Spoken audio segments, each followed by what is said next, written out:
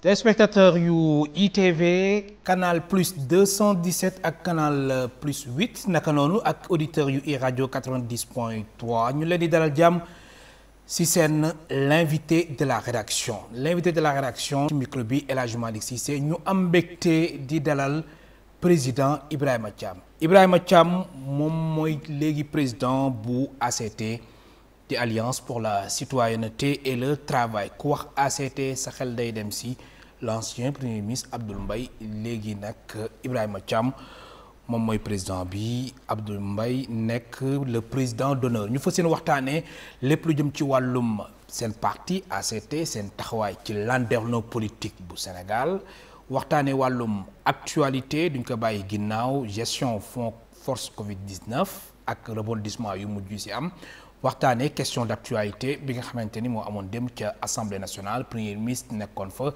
doon tontu question wu député yi daañu waxtaan tamit ci wàllum koom ak tamit levée de fonds 450 milliards ci xaalis CFA bi nga xamante ni état au Sénégal jàpp na lu am solo lan mooy regard bi nga xamante ni Ibrahima Thiam am na ko loolu yëpp ak yeneen question daañu ko yaatal nu mu gën a yaatoo ci seen l'invité de la rédaction Ibrahima Thiam man lay dalal jàmm ci plateau l'invité de la rédaction fii ci ITV ak iRadio.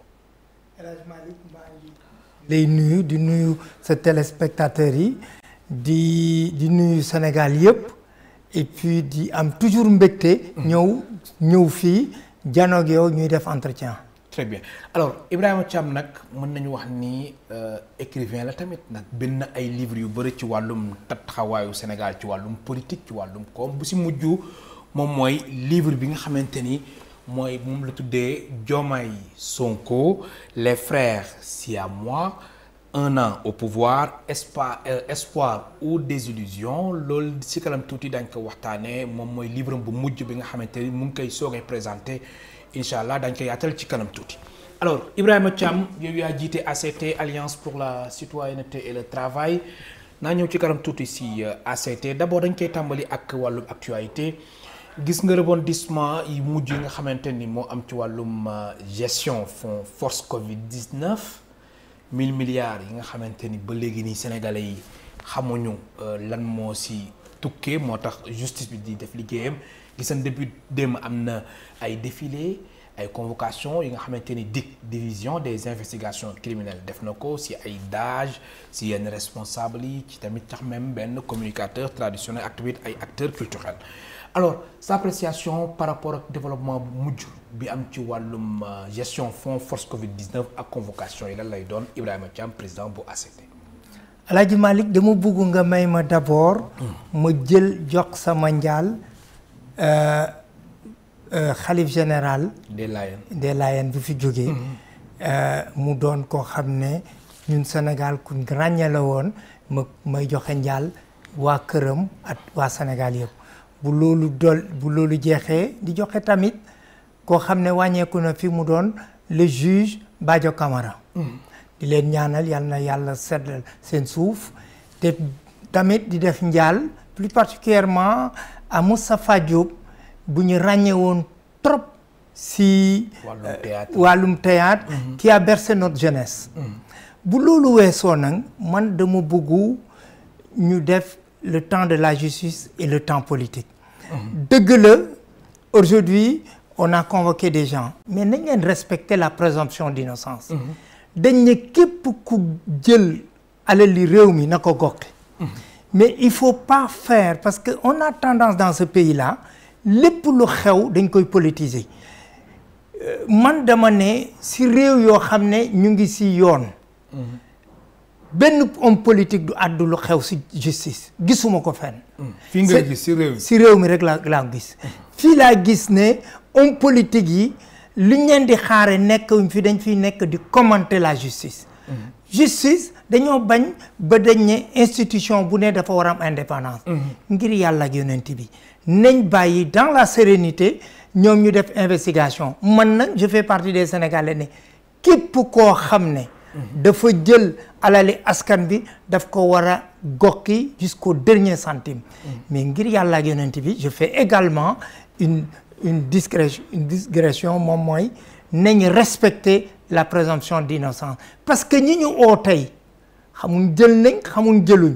nañ bàyyi ba pare mais il faut pas faire une actualité et moi je refuse également de commenter loo xam ne kenn fii ñu nekk nii on est au stade primaire de l'enquête. Alors mais su loolu weesoo président Ibrahima Thiam l'indépendance de la justice ñu ngi koy yàgg wax jàpp nga ni fii suñu justice bi la justice est indépendante. coow li bëri na gis nga pression bi nga xamante ni ak sortie bi nga xamante ni président de la République Bassirou Diomaye Faye wax na ko ñu bëri jàpp ni vraiment justice bi li muy def dafa yéex te ñëpp xam na ni justice suñ ko waxee dañ naan le temps de la justice n'est pas le temps des autres le temps de la justice n'est pas le temps de la presse mais démb premier ministre ci Assemblée nationale justement dafa may permettre ma def transition si question d'actualité bi nu mu waxee aussi moom mooy justice naam mu ngi def mën na def liggéeyam mais teewul aussi mbir mi mën na gaaw avec sérénité. waaw man nag dama am jaaxle trop ci ndoxali réew mi. parce que buñ gisee ku mel ni président de la République garant de l'État. ñëw ne nañ leen def pression ci justice te mu xam ne institution boo xam ne moom presque moo ko garantir.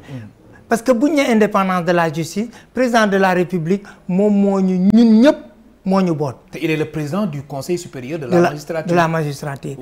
moom bu toogee ba xalaatam di wax nañ leen def pression sur la justice vraiment dina am njaaxle trop sur la marche de ce pays. on marche sur la tête parce que koo xam ne moo koy garantir dem di demander wallu le peuple pour ñu ñëw. def une pression sur la justice le premier ministre il est dans son rôle. qu'il n'a jamais mbubb yu mu soloon avant muy jël réew mi wax na ko. te moom lay continuer parce que man dafa am loo xam ne. Sénégal ban mbubb parce que boo déggee menace yu mu def. moom mooy ñii liñ fi nekkoon ñun ñoo leen ko dàq c'est un aveu de taille. aveu de taille la. mais c'est un aveu de taille ne ñoom dañ ko doon def.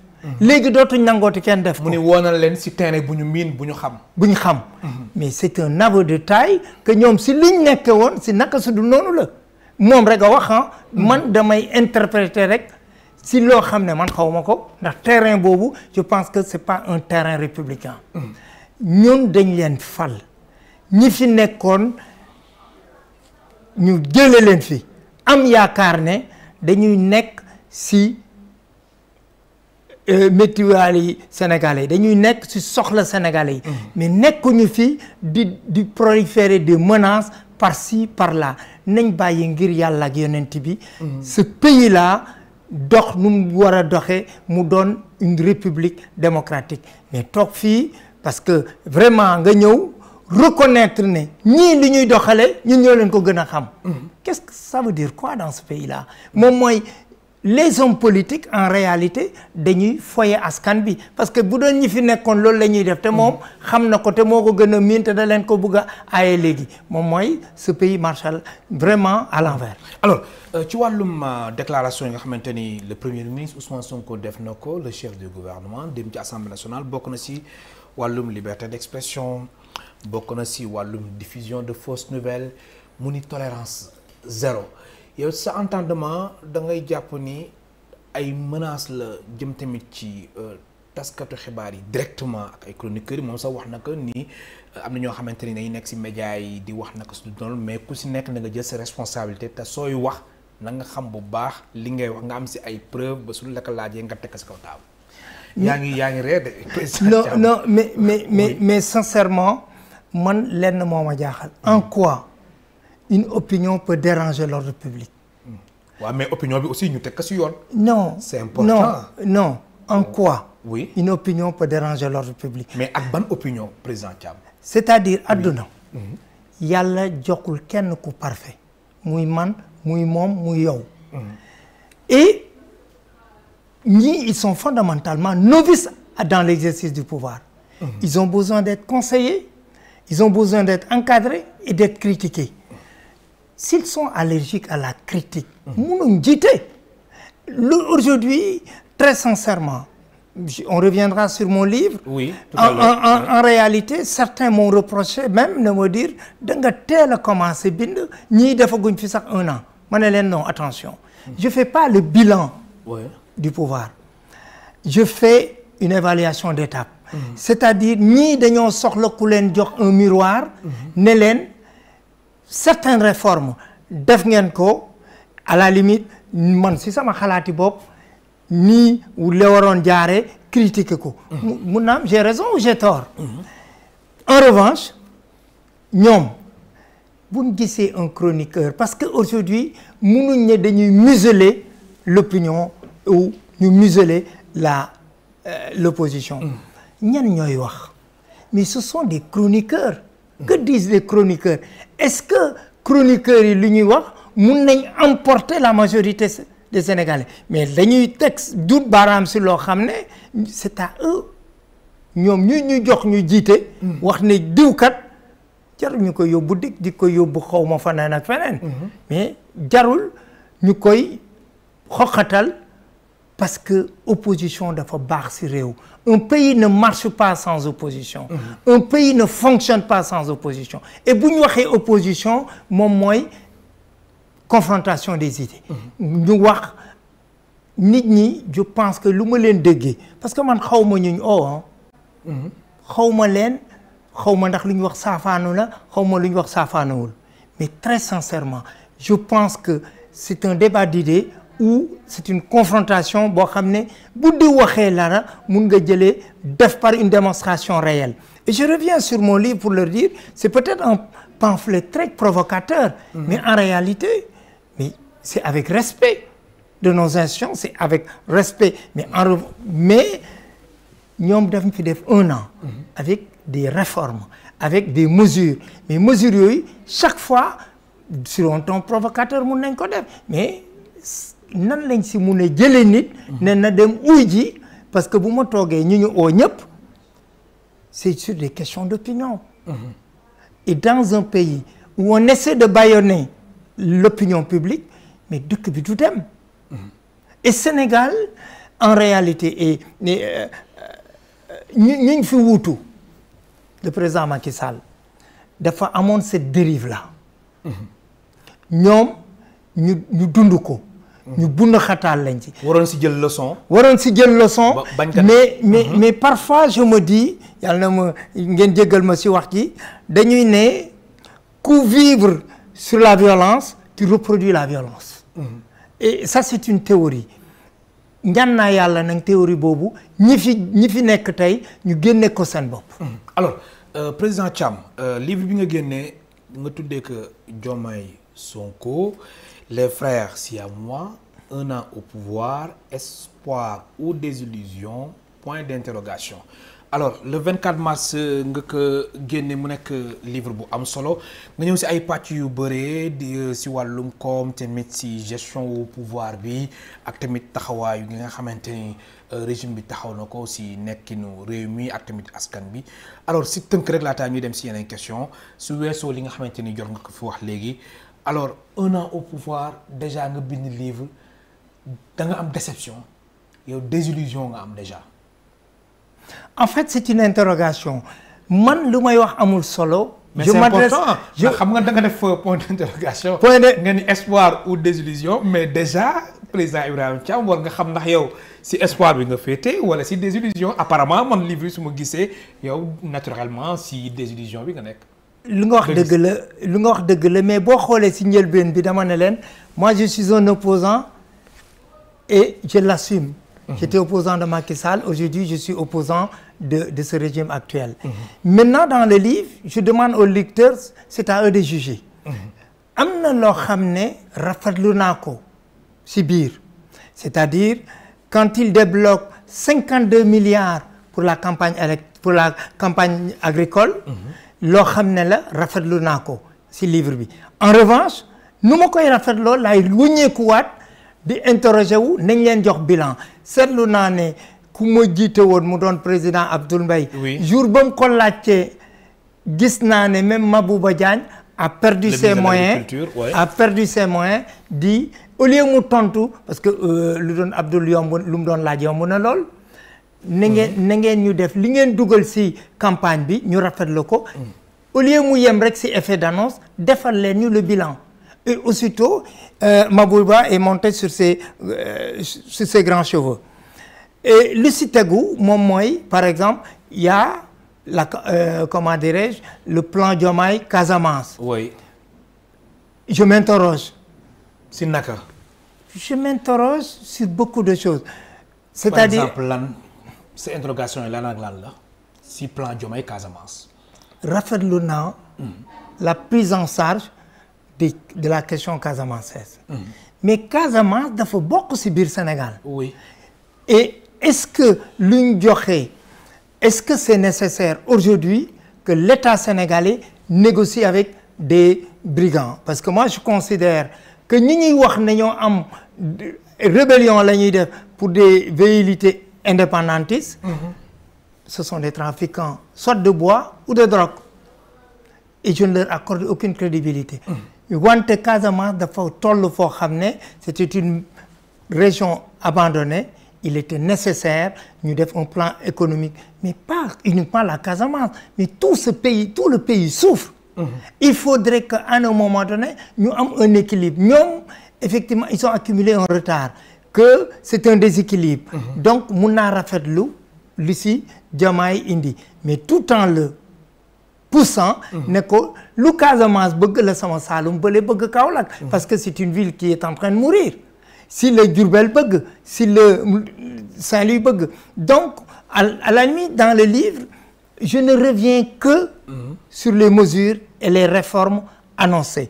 Après, il m'arrive d'être un tout petit peu provocateur, dans la mesure où c'est le jeu politique, c'est très normal, mais je le fais avec respect. Je n'accuse personne, je mets le doigt où ça fait mal. Mais, aujourd'hui, ils ont 5 ans. Ils viennent de faire 1 an. Je pense que nous devons les critiques pour rectifier des dérives. Et vraiment, l'idée de mon livre, c'est de leur dire que je vous fais une évaluation d'étape sur les mesures, par exemple sur la construction, l'arrêt des constructions, en leur disant les conséquences économiques que vous créez du secteur BTP. Oui. J'ai abordé un certain nombre de questions. C'est juste pour ramener l'État sénégalais à revoir sa copie. Parce qu'ils ont la chance, il leur reste 4 ans. Très bien. Alors, je vais vous dire que les spectateurs de ITV et auditeurs de Radio 90.3 Dakar, Ibrahima Thiam nek président bu ACT Alliance pour la citoyenneté et le travail si c'est une émission l'invité de la rédaction. ci wàllum koom état au Sénégal def na fan yi rek emprunt obligataire bi nga xamante ni dafa toll si wàllum 150 milliards yu ñu doon visé waaye dañu Sénégal dafa mujj collecté lu mu gàtt 450 milliards si xaalis CFA ñeenti téeméeri milliards ak juróom fukk gis naa la yaa ngi def benn reetaan bu ndaw mais ñoom exploit dañ ko jàppee Ibrahima Thiam yow en tant que économiste, en tant que chercheur, observateur, écrivain, président bu ACT, exploit bi nga xamanteni mom la nguur gi di bako yow da nga gis ci benen fan. Waaw, xam nga rafet gëm naa sax ñu mëna bako parce que boy leb 150 am 400 et plus, 450 mën nga bako né vraiment man yaakar nañ ma.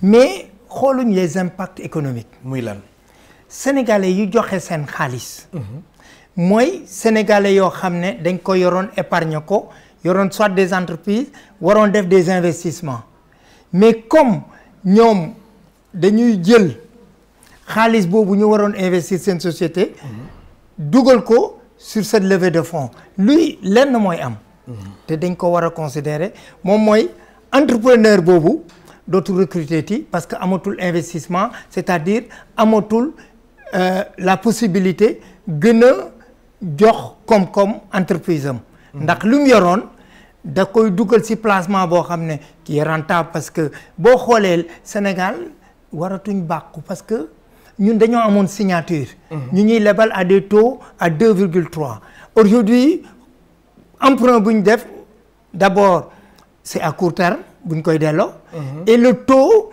est supérieur à 10 certains me disent que c'est à 16. Or sur des crédits concessionnels duñ fayeeku loolu.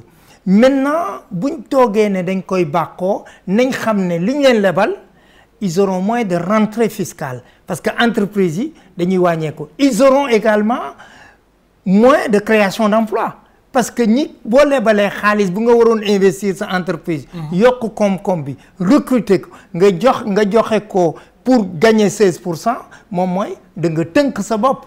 boo tënkee sa bopp donc état bi li muy bàkkoo ne am na moo tax ma ne dëgg la mun nga bàkkoo ne ah man de dama soxla woon lii ñu jox ma lii mais conséquences yi c'est un retour de boomerang. C'est-à-dire on va assister dans les prochaines années, bon dans l'année prochaine, une baisse de rentrée fiscale, ça c'est sûr et certain.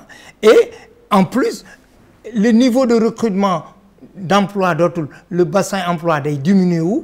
Pourquoi? Parce que ñi leen jox xaalis bi ils auraient pu investir sur leur entreprise ou sur quelque chose boo xam ne ça va générer de l'emploi. Très bien alors daf may permettre ma def transition nan nga gisee déjà perspective yi nga xamante ni ñu ngi koy xaar ci diggante Sénégal ak FMI le Fonds monétaire international ak coow yu ci amoon wàllum ay chiffres yu ñu falsifié ak sortie récente bu FMI jàpp nga ni ak tamit li nga xamante ni ëllëgu Sénégal ak relation yu mu am ak FMI état au Sénégal mën na xoolaat taxawaayam ba mook FMI mën a di xàccoonoo di dóoranoo ba suñu diggante nu meloon bu yàgg di continuer mel.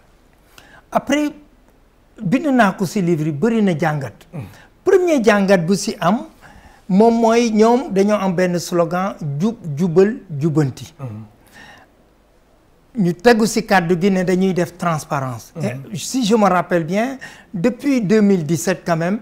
Abdoul Mbaye addu woon na ne chiffre économie yi doon makki gouvernement bi yoroon dañ ko maquiller. Mais liggéey dafa àndul ak wax.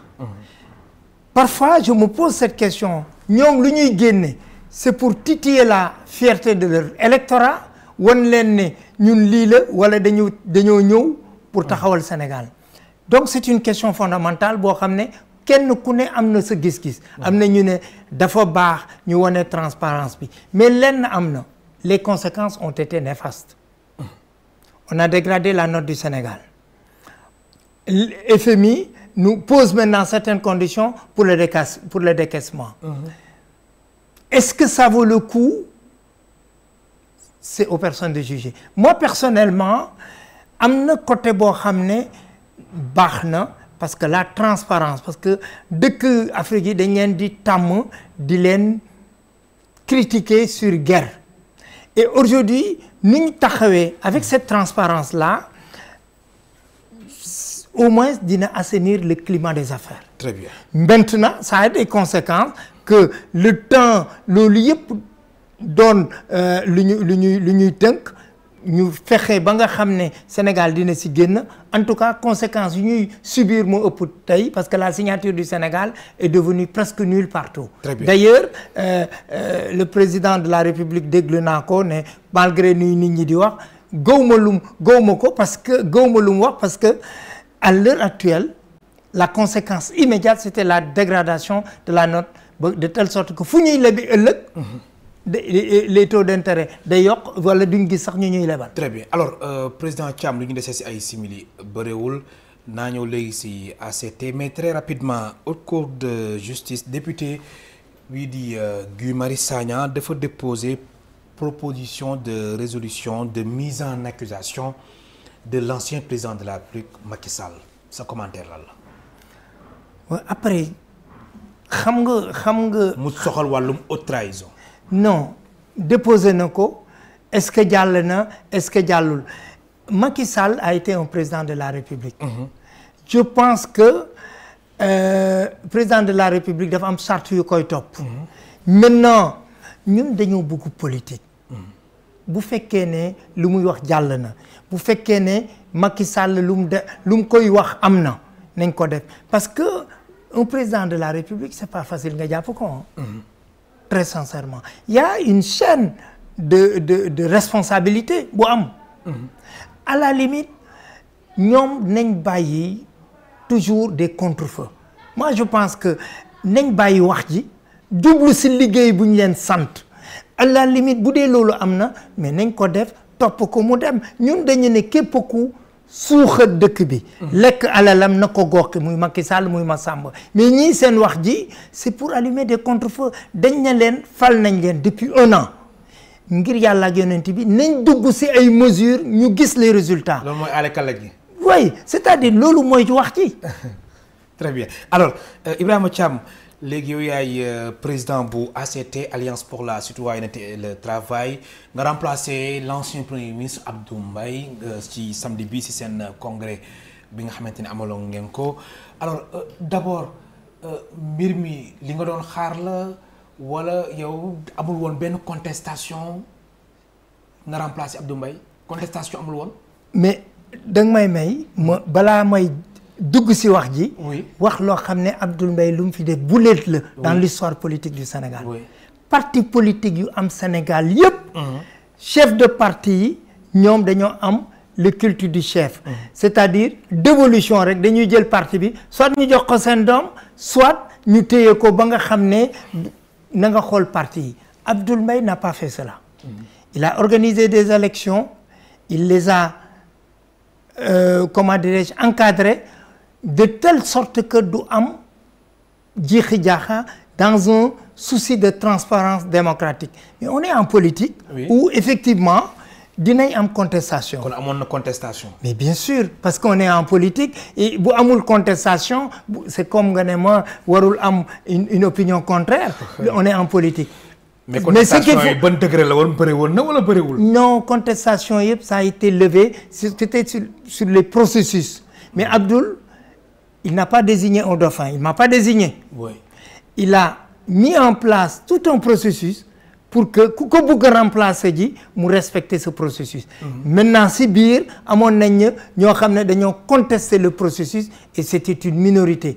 mais le jour du vote la majorité s'est exprimée en disant d'une part que le processus était transparent et démocratique et ce qui a abouti à mon élection. Très bien. Alors ACT ban taxawaay la fas yéene am ci opposition bi.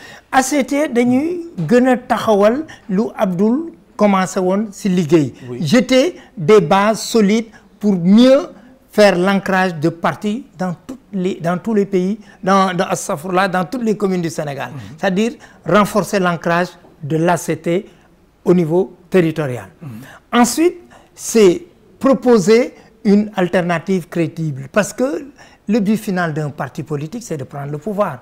Et pour prendre le pouvoir, il faut proposer aux Sénégalais une solution de développement et d'émergence. Enfin, dañ ne également ACT ñu ngi ko ràññee sur l'éthique, la rigueur et la compétence. Et loolu c'est une singularité boo xam ne dañu koy continuer moo tax toujours notre objectif de dire oui au compromis non à des compromissions. Très bien. Alors ban touche yow personnellement nga fas yéene indi ci ACT ban souffle nouveau ngir ACT gën a am taxawaay gën a am doole ci opposition bi. Mais ACT a été créé en 2016. ACT ñëw na taxawaay boo xam ne aujourd'hui c'est le parti qui est vraiment le plus structuré parce que c'est le parti boo xam ne durant ces 9 ans amul benn année déposé wul rapport d'activité déposé wul un rapport financier.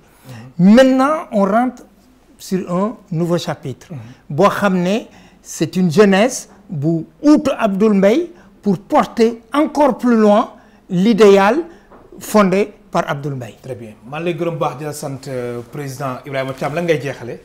maa ngi jeexale di leen gërëm di wax également di yónnee gouvernement bi benn yóbbante ne leen nañ fexe renforcer la presse.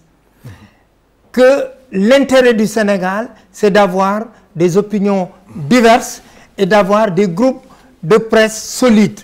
di ñaan effectivement ñu wuutu muy sama rakk d'ailleurs Alioune Sall ministre de la communication ñu mën ak moom ñu nekkandoo dans la diaspora di ñaan ne liggéeyam na ko taxawal pour le renforcement des groupes de presse comme yéen dooleel leen pour que la démocratie gën fi am taxawaay. très bien di la gërëm baax di la sant mu nekkoon Ibrahima Thiam nekk président bu ACT Alliance pour la citoyenneté et le travail mu nekkoon tey suñu gan ci seen émission l'invité de la rédaction fii ci ITV ak iRadio mbokk téléspectateurs yi ak mbokk auditeurs yi ñu leen di gërëm baax di leen sant amul seen fay.